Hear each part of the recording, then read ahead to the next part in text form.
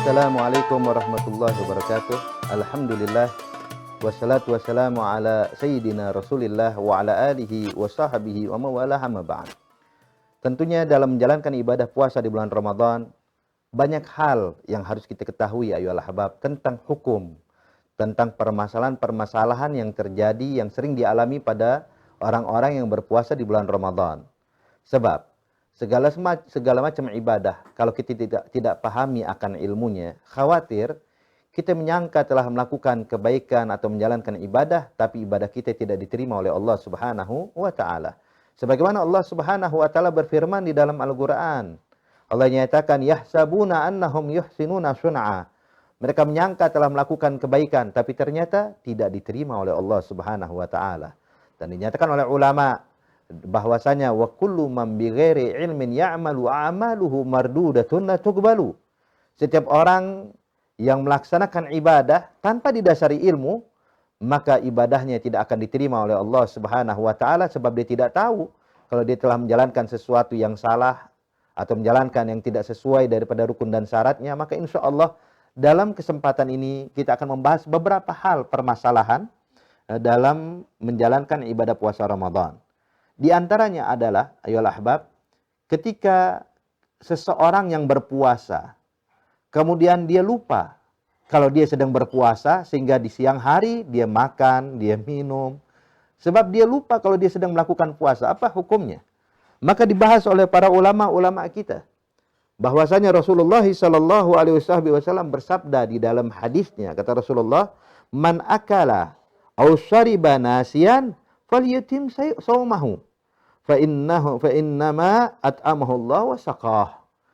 Rawahu Al-Bukhari wa Muslim. Nabi Muhammad sallallahu alaihi wasallam menyatakan, barang siapa yang makan dan minum dalam keadaan lupa kalau dirinya sedang berpuasa, maka kata Rasulullah, falyutimma saumahu. Maka sempurnakan aja puasanya. Sesungguhnya itu rezeki yang diberikan Allah kepada dia. Allah yang memberikan makan dan memberikan minum untuknya. Ini sebagaimana juga hadirin dan musyahidin kiram, keluasan dan kemudahan ini diberikan oleh Allah Subhanahu wa Ta'ala, sebab Nabi pernah bersabda dalam hadisnya, innallaha tajawaza an ummati al khata wa nisyan wa mustukrihu alaih.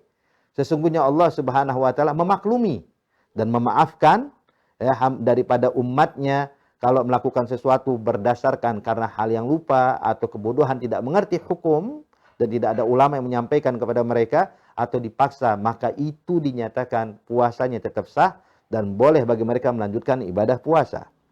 Kemudian bagaimana kalau seandainya orang yang berbuka puasa atau orang yang menyantap makanan karena dipaksa? Sebagaimana tadi telah kita sampaikan, kalau dia berpuasa kemudian dipaksa untuk makan, dipaksa untuk minum, yang mana kalau tidak dilakukan akan mendatangkan hal yang bahaya bagi dia atau keluarganya, maka boleh dia menyantap makanan sesuai apa yang diperintahkan, tidak lebih dari itu. Dan puasanya tetap sah, tidak dianggap batal, sebab dia lakukan karena terpaksa. Dan sebagaimana tadi hadis yang kita sampaikan, sesungguhnya Allah memaklumi dan memaafkan apa yang dilakukan umatku karena karena dia bodoh akan ilmu. Karena bodoh di sini karena tidak ada ulama yang menyampaikan, dan tidak mungkin dia mendatangi ulama. Yang kedua karena dia lupa, yang ketiga karena dipaksa. Kemudian ada poin berikutnya ya ahbab. Bagaimana kalau seandainya seseorang yang berpuasa kemudian keluar sesuatu cairan dari perutnya hingga ke mulutnya, atau bisa dikenal seperti ada muntah yang keluar. Walaupun muntah bukan jumlah yang besar, kadang cuma sedikit cairan yang keluar. Ini bagaimana hukumnya? Ayolah ahbab, muntah secara sengaja itu hukumnya membatalkan puasa. Tapi kalau tidak ada unsur kesengajaan, ketika dia mungkin ketika sahur makan terlalu banyak atau minum terlalu banyak sehingga subhanallah ada gas di perutnya ingin dia mengeluarkan bersendawa, ternyata keluar dengan cairan atau keluar dengan sisa makanan yang dia makan atau makanan yang telah dia makan. Maka ini tidak ada unsur kesengajaan. Maka puasanya tetap sah, lanjutkan puasanya. Cuma perlu kita garis bawahi di sini ahbab. Cairan yang keluar jangan ditelan kembali. Kenapa? Kalau dia telan kembali, maka batallah puasanya. Jadi batal bukan gara-gara bersendawanya, batal bukan sebab muntahnya, tapi batal ketika memasukkan cairan yang sudah keluar kemudian ditelan lagi oleh dia, itu yang membatalkan puasa. Maka hendaknya kalau kita alami kejadian tersebut, kita tidak usah panik, tidak usah bingung, maka cukup kita keluarkan dan kita berkumur-kumur, kemudian kita buang lagi air kumur-kumur tersebut, lanjutkan puasa. Sesungguhnya ibadah Anda dianggap sah menurut para ulama-ulama kita.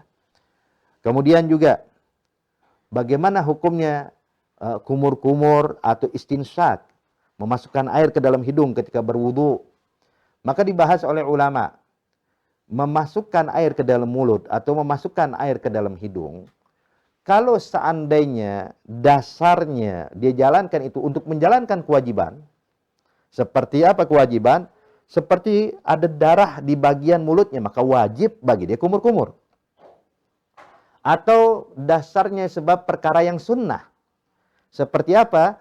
Seperti kalau dia berwudu, maka dia kumur-kumur. Dan ingat, ya ahbab, para musyahidin al-kiram, ketika orang sedang berpuasa, maka hendaknya kumur-kumur disunnahkan itu tidak dengan mubalaghah atau berlebihan hingga sampai ke tenggorokannya. Memang kalau seandainya selain dalam keadaan puasa, disunahkan sampai ke kerongkongannya atau tenggorokannya. Disunahkan seperti itu. Tapi kalau dalam puasa, kalau melebihkan dari itu hukumnya makruh.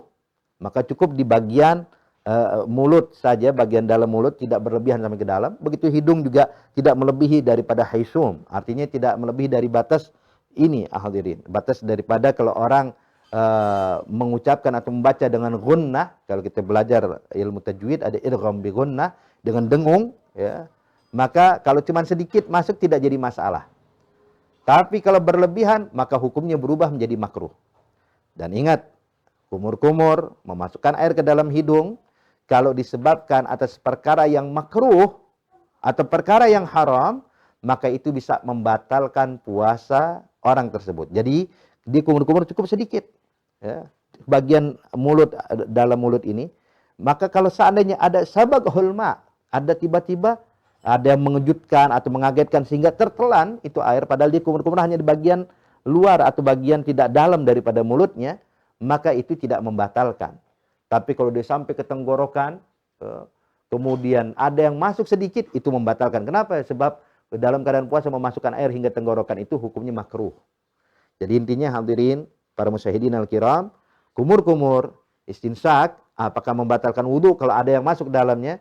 Kalau sebabnya perkara wajib, seperti ada najis, ada darah tadi di mulut, atau menjalankan sunnah, yang kumur-kumur ketika berwudhu yang tidak berlebihan, maka hukumnya dinyatakan puasanya sah, tidak batal. Tapi, kalau seandainya tertelannya air, karena memasukkan air, karena perkara yang bukan wajib dan bukan sunnah, contoh hanya untuk mendinginkan mulutnya, perkara mubah, atau perkara yang makruh, berlebihan hingga tenggorokan, apalagi kalau menjelaskan sampai di perkara yang haram, maka itu jelas membatalkan puasanya. Maka di sini perlu kita berhati-hati dalam berkumur-kumur, beristinsyak.